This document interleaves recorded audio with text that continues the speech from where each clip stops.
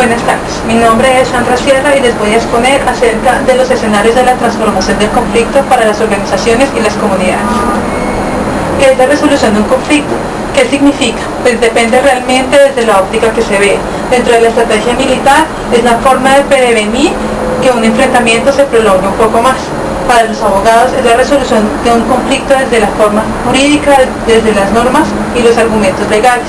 Y para un mediador tradicional realmente puede significar forzar una solución para los conflictos.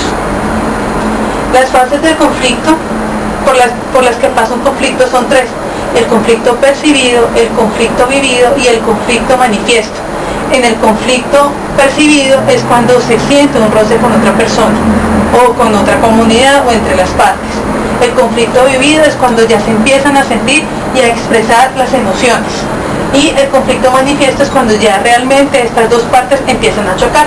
Cuando intervienen las terceras partes, definitivamente es cuando las partes son incapaces de resolver sus diferencias por sí mismos y obliga a que intervenga un tercero.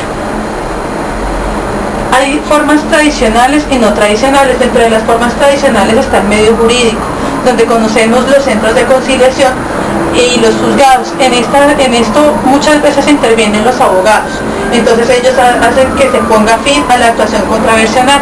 En algunas oportunidades intervienen, como en otras no hay necesidad de tener un abogado, pero sin embargo quien hace la solución del conflicto y participa de él es un juez. Una forma no tradicional también es la de los mediadores. Estos tienen una actuación preventiva, son neutrales, por lo general permiten que las personas o las partes hagan su mediación y no tengan que intervenir. La forma del mediador en este caso tiende más a ser la persona que hace el seguimiento a los acuerdos con los que llegan estas personas. Entonces ellos hacen tres fases dentro del proceso de la mediación, que es la preparación, hacen una sesión y por último, lo que les comentaba, el seguimiento y la evaluación. Estos tienden a ser personas que se caracterizan por ser personas que escuchan, empatizan y ayudan dentro del proceso, más no intervienen de forma directa en la solución, solamente escuchan y puntualizan las cosas que se requieren.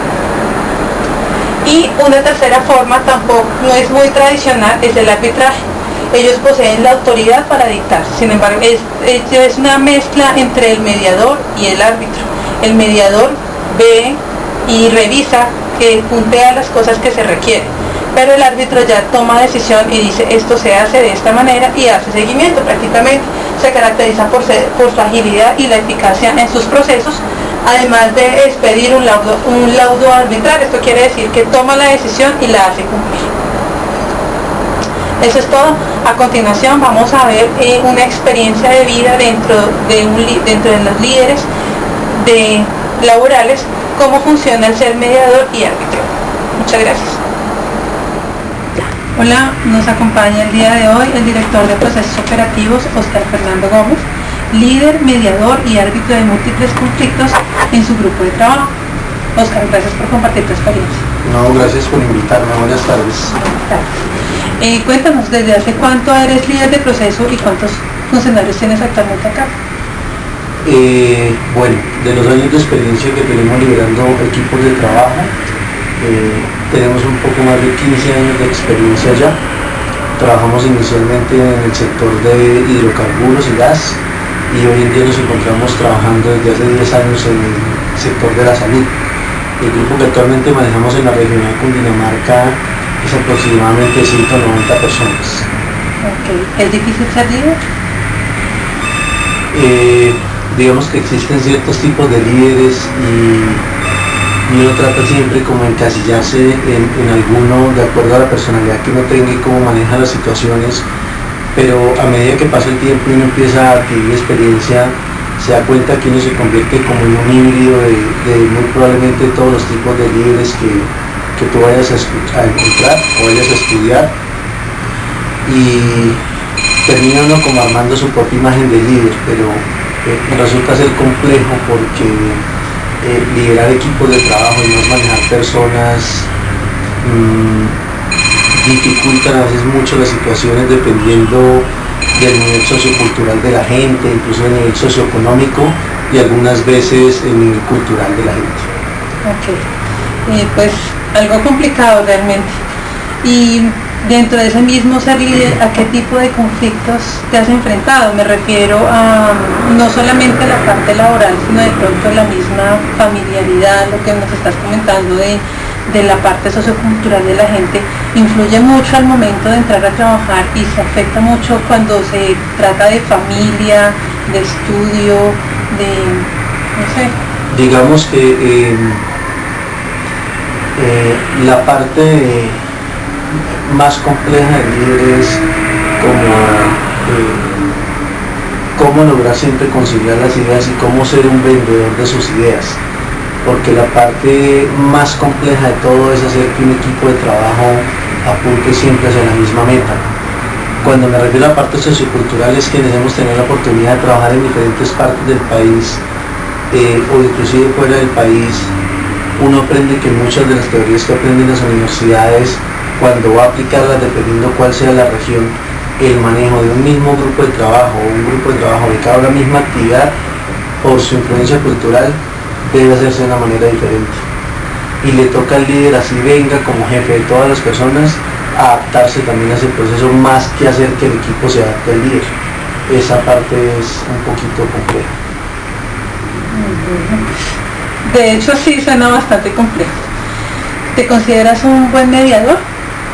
¿Sientes que has llegado al punto en que solamente escuchas y esperas que se solucione o que las partes solucionen su diferencia?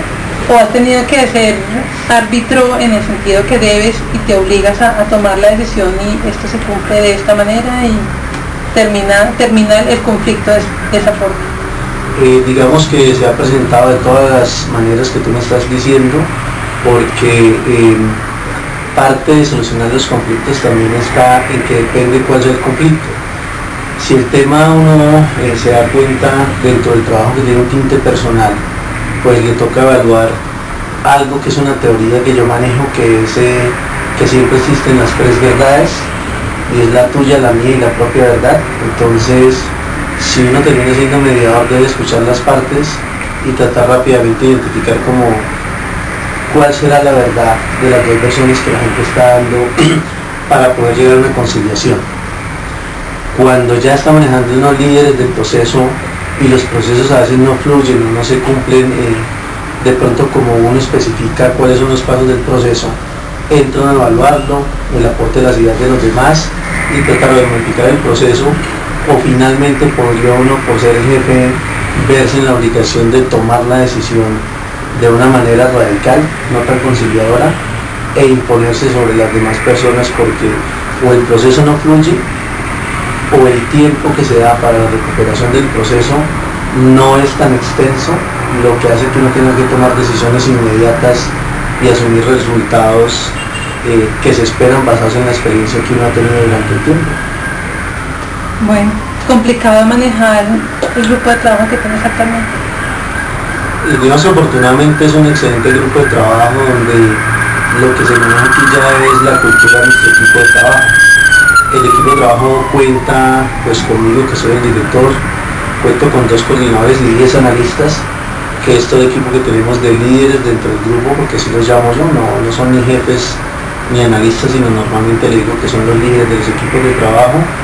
Y es complejo en el sentido que nuestro grupo sería de más o menos 190 personas, sumando los analistas y los coordinadores. Entonces es gente muy joven, es en promedio gente entre los 20 y los 26 años, y muchas personas todavía no tienen claro para dónde van. Entonces la parte compleja es asumir el compromiso de la formación de estas personas para el futuro. Tienes un alto compromiso realmente con tu grupo de trabajo.